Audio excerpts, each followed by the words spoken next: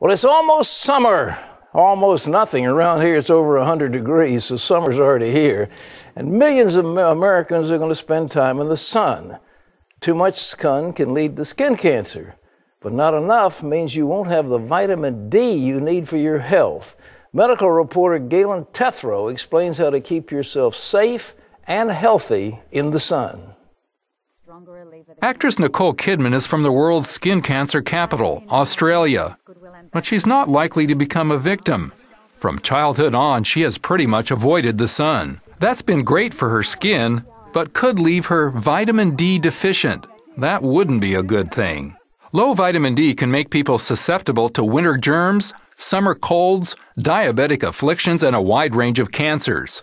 The latest research finds nearly the entire population has less than optimum levels. So, to sun or not to sun? That is the question. And if so, how much? Enough is enough to make vitamin D. Too much is a sunburn. And the way we can utilize the sun is to work it into our lifestyle. Dr. James Dowd, author of The Vitamin D Cure, says that could simply mean leaving our desks for lunch in the sun or a brief walk outdoors. Many doctors prefer supplements and are concerned talk of increasing time in the sun could lead to higher cancer rates. Jane Houlihan of the Environmental Working Group says you can be careful and still get a good dose. You wear a sunscreen, you'll be getting some of that sunlight is going to filter through your sunscreen. 10 to 15 minutes in the sun, in fact, for most people, gives you enough vitamin D. And what's really important is to protect yourself from what's a known human carcinogen, UV radiation. But Dowd disagrees, saying that may not make enough vitamin D. Though babies, children, and all those with fair skin need to be extremely careful. You want to go out without protection on for at least your 10 or 15 minutes for sort of the average person in a southern latitude. In a northern latitude, it may actually be more like 30 minutes that you need in that environment to make enough vitamin D. So how can we be safe and healthy outdoors?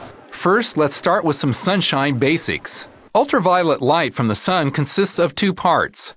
UVB forms vitamin D in the skin, but too much of it causes sunburn and damages the skin surface. UVA provides no benefit and makes the skin wrinkled and leathery. This damage can also lead to melanoma, the most deadly form of skin cancer. And UVA isn't just a summer thing. Unlike UVB, it's prominent year-round, even on cloudy days, and it passes right through most windows. Sunscreen has long been publicized as a safety shield against the bad rays. But it's not that simple. Most sunscreens have only been blocking the less dangerous UVB as measured by the SPF factor. UVA has no such standard measure and has been largely unblocked. The public assumed in blocking UVB alone they were safe. But in fact, the places where sunscreen became most popular were the same places where skin cancer increased. Australia, North America, and Scandinavia. The good news? More products are blocking UVA and UVB.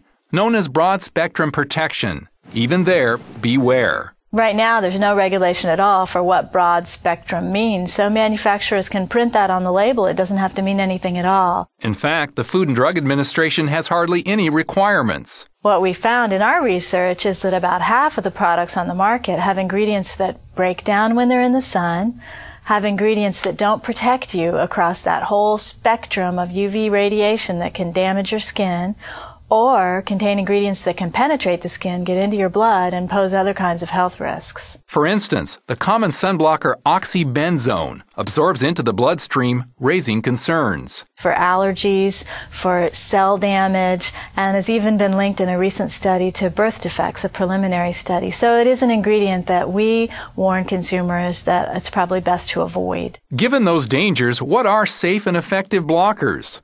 Houlihan says look for metallic blockers like titanium and zinc. She says many of the best products are from specialty companies. Those include Vanicream, Lavera, California Baby, and Solar RX. And major sunscreen brands are also featuring better products among their selections.